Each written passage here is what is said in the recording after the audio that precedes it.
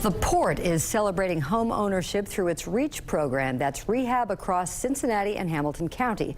The goal is to reestablish market rate for sale housing where the product is dilapidated or dominated by rentals. The Port has nearly reached its goal of rehabilitating 30 homes in Evanston and is set to further expand into Avondale and Price Hill. Laura Brunner, CEO of the Port, is with Business Courier publisher Jamie Smith in the studio. Laura and Jamie. Thanks, Peg. Laura, thanks for being here today. Thanks for having me. So start with the genesis of this program. How did it start? Why did it start? How does the rehab work? Well, going back to 2012, the year I started, we identified different ways that we can make the biggest impact in our neighborhoods. And we realized that coming out of the foreclosure crisis that we had neighborhoods where there had not been private home sales in a long time. So we're really invited to the table by Evanston that had just completed a housing study and was working closely with Xavier University and Walnut Hills and the model group. So they really had a good team in place already at the community level. And they asked us to come in to figure out how we could bring them forward. And our thesis was that if we redeveloped 30 properties, by the end of that time, the private market would follow. And like I said, there had not been any sales, which means there were no comps, so private homeowners had no choices with their homes. So as was just mentioned, we're in the process right now of finishing houses number 28, 29, and 30.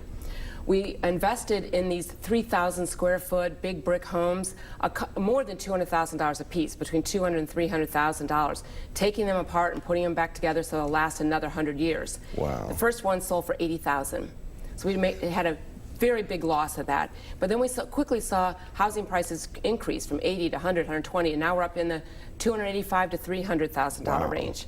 So we had a big subsidy at the beginning, and now the last 3 houses will make a very small profit. So you're starting to make some money on them. We'll make just a teeny bit of money to make up for the losses previously. But more importantly now, when you drive up and down those streets near Walnut Hills High School, you see for sale signs, you see dumpsters, you see people reinvesting in their own homes or having a market to sell them going forward. It'd be cool to see some of the metrics of the neighborhood after that. Yes. Not your houses, but the ones that are improved because of you guys. And that is the real goal here, is to help the long-term owners. They now have sale prices that are 36.5% higher than when we started. Wow. Which is a sign of the health of the market. Yeah. And we're now working on the business district in that neighborhood. Yeah. Well, so Evanston, you got started. Right. Avondale's next. Talk a little bit about that. We went from Evanston to Walnut Hills. And in Walnut Hills, it was very different. That community had already seen a resurgence over the last few years. But the Neighborhood Community Council and CDC had one particular area near Morgan and Copeland where they really wanted us to invest in housing there. So we tore down a vacant manufacturing building, an old brick warehouse building, and put in 6 new homes there and rehabbed 4 homes across the street. So we were very targeted in Walnut Hills in one small area to fill a niche.